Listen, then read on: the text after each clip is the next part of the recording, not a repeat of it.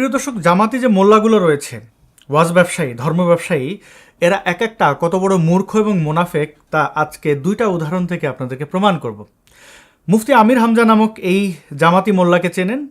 বিভিন্ন বিতর্কিত বক্তব্য দেওয়ার জন্য সে বাংলাদেশে বহুবার সমালোচিত হয়েছে, নিন্দিত হয়েছে। তো এই মোল্লা এখন সংসদে গেছে।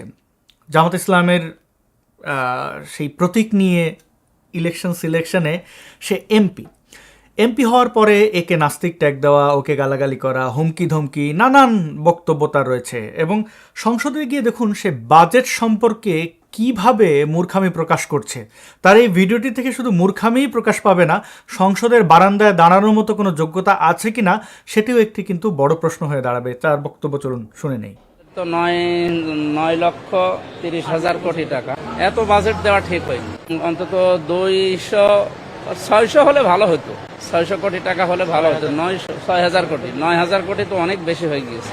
সরকার তো কি করবে সামনে দেখা যাক কি হয়।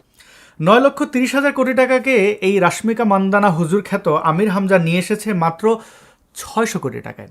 কোথায় 600 কোটি, কোথায় 9,30,000 কোটি? বলুন তো, এরা সংসদের বারান্দায় যাওয়ার যোগ্যতা রাখে? না। এই ধরনের মূর্খ, মানে একাডেমিক শিক্ষা নাই থাকতে পারে। আমাদের দেশের অনেক এমপিকে আমরা অতীতে দেখেছি যারা হয়তো সেইভাবে শিক্ষিত নন, কিন্তু কথাবার্তা কিভাবে বলতে হয়, কোথায় কি বলতে হয়, কোথায় থামতে হয়, কোথায় এগিয়ে যেতে হয় তা কিন্তু তাদের মধ্যে দেখেছি। সাংসদ মমতাজকে নিয়ে অনেক বিতর্ক আছে। অনেকে বলেন তিনি সংসদে গান গেয়ে সংসদের সময় নষ্ট করছেন, এই সেই ব্লা ব্লা। তাঁর ভূমিকা দেখুন। গান গেয়ে যত অর্থ তিনি উপার্জন করেছেন তার বড় একটা অংশ কিন্তু মানব কল্যাণে কাজে লাগিয়েছেন।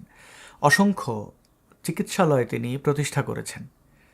সেই মমতাজ এখন কিন্তু জেলখানায় রয়েছেন মিথ্যা মামলায়। আরও অসংখ্য ব্যক্তির উদাহরণ আমরা দিতে পারবো যাদের হয়তো একাডেমিক শিক্ষা নেই, কিন্তু তারা মানুষ হিসাবে অসাধারণ। আপনি তাদের নিয়ে হাসাহাসি করতে পারেন, তিরস্কার করতে পারেন, কিন্তু ব্যক্তি কেমন তা কিন্তু তার কর্মে উঠে আসে। জামাতি মোল্লাদের আরেকটাকে দেখাই, এই যে আহমদুল্লাহ, এই ভণ্ড মুনাফিক, দেখুন সে কীভাবে স্ববিরোধী হয়। এরা গান বাজনা, খেলাধুলা বা যত ধরনের বিনোদনের মাধ্যম এগুলোকে নিষিদ্ধ মনে করে, আবার সেগুলোই তারা করে। দেখুন তার বক্তব্য এবং কর্ম কতটা সাংঘর্ষিক।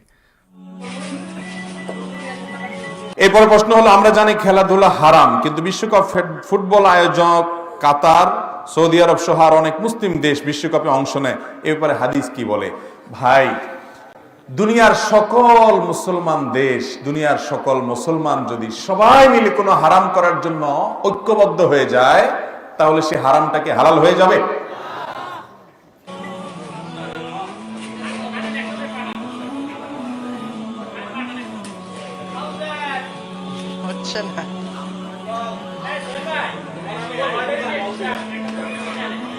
এটাই যদি হয় আমাদের বাস্তবতা, তাহলে ভবিষ্যৎ কি?